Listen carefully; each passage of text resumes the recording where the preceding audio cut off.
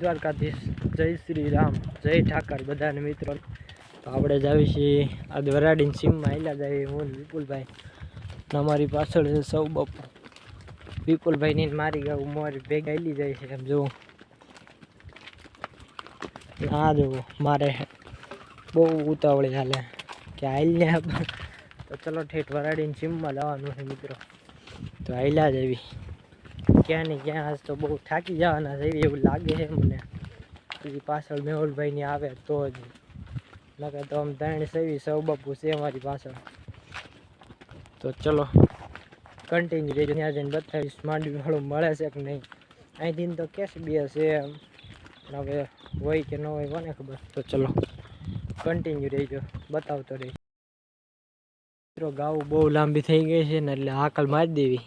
એકો હેલી આવે માર્ગમાં, એટલે કીધું ઘડીક વાર હાકલ મારી દે ને તો ભેગી થઈ જાય થોડીક પાયેલી મોયલી બધી. તો ચલો જવાનું તું વરાડીને માર્ગે ને સડી જાય કરાળમાં. કરાળમાં એક માંડવીવાળું હતું ને તો કીધું ત્યાં જ આવી, બહુ આગો નથી જવું. ત્યાંનું કાંઈ નક્કી નહોતું વરાડીને માર્ગે કે માંડવીવાળું હશે કે નહીં. બોલો આના કરતા હતા એટલે કંઈ નક્કી નહોતું. એટલે આ બાજુ એવા અમે 2 જણા ગયા છીએ બાજુ. તો ચલો આપણે બતાવીએ અહીંયા કેવું છે માંડવીવાળું.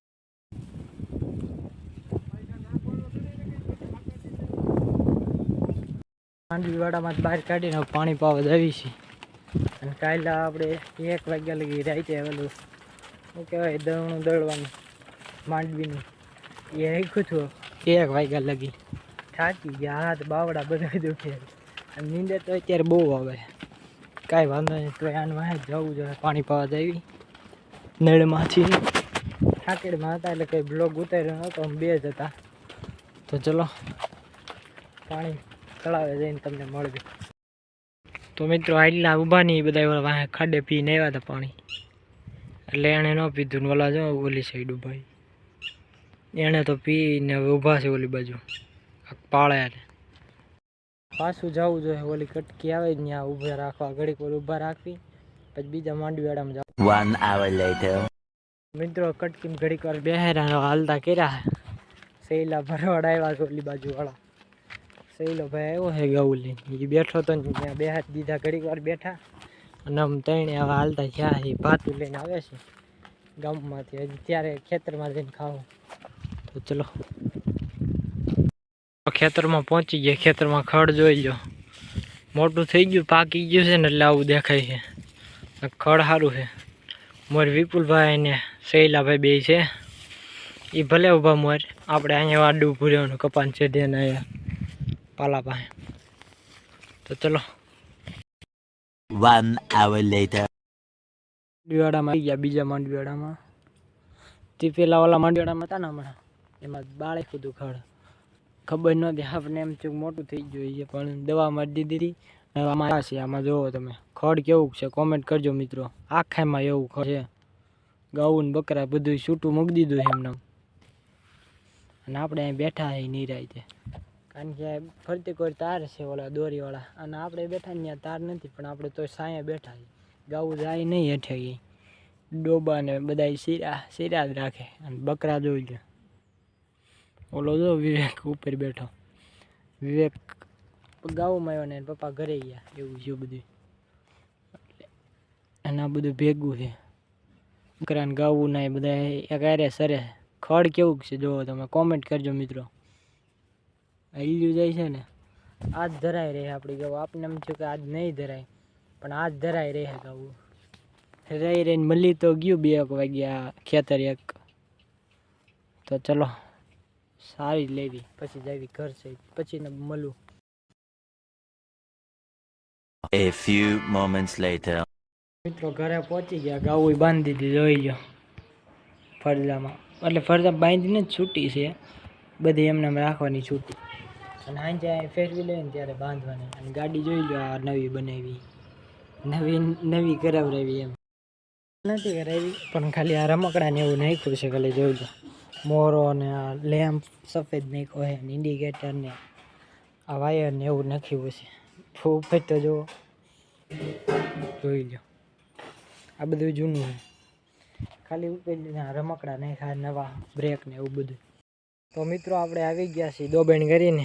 માંડવી ભરવા. માંડવી તમને દેખાડું તો કાલ દવણું કર્યું હતી. આવું ગાડું લેવા છે.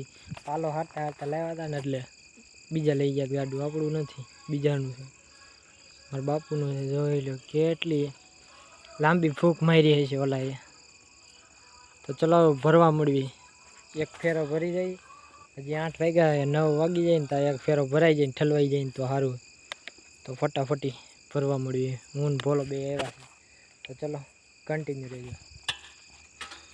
આ પાલો ભર્યો છે ને એ સાફ કરી નાખીએ આપણે.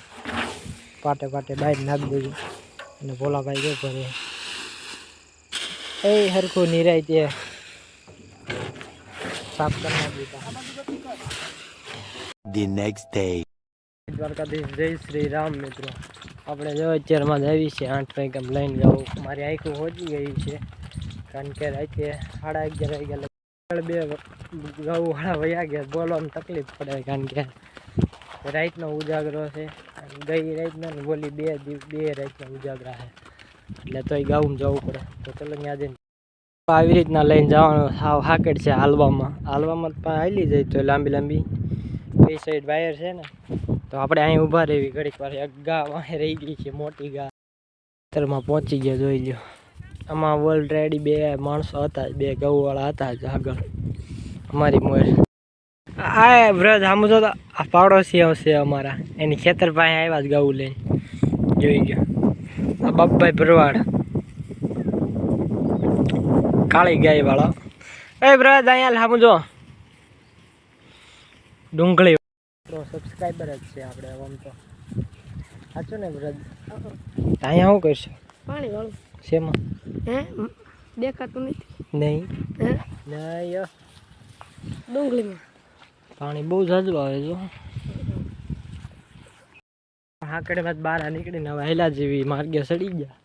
જો નીકળતા જ આવે છે હજી. એટલે હવે કાલ હતા ત્યાં જ જાવી છે પાછા.